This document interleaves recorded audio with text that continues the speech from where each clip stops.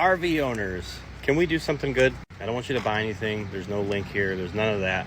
Good news is, for those of you who saw, we have power. The tornadoes can't stop us. Power finally came back on last night, and let me tell you, the generator has been putting in work for the past 3.5 days. Now, I'm sure some of you guys saw the video where I posted some of the storm damage. It was pretty bad around here, but there was one person who really got it.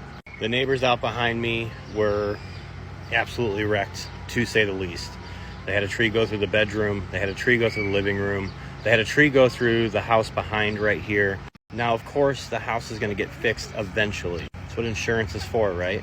But in the meantime, there are babies living in this house. There's a newborn in this house, and they still do not have power, even though we have power right across the street. Why? Because ComEd will not do anything until these trees are taken care of. And simply put, like a lot of us, they can't afford that right now. Sure, you already know where I'm going with this. They did create a GoFundMe. I don't ever ask you guys for anything.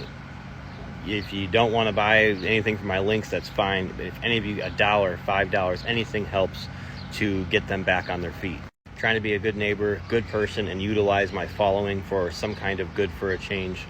Not that I'm like a super villain or anything, but this right here is just sad to see. I'm not sure if you can hear in the background over here, all the kids are playing outside, and they're even trying to set up a movie night outside because they can't really go into their house. There's not a whole lot to do in there. I already did my due diligence and I asked what's the money for. It is obviously to help keep the kids entertained, but more importantly, try and get back some of the items that they lost throughout this, because we had torrential downpour after the roof was damaged. And again, they cannot get their power back on until all of these trees are taken care of. If there was ever a time for me to flat out ask you guys to click a link, it'll be right now. If you go to my website, thatrvtech.com, it's all the way up at the top, right beneath request service. On behalf of me and my family and TRVT Mobile RV Services and the channel That RV Tech, to my neighbors, I really hope this does something for you guys. I hope this helps. And if you guys need anything, please don't hesitate to ask.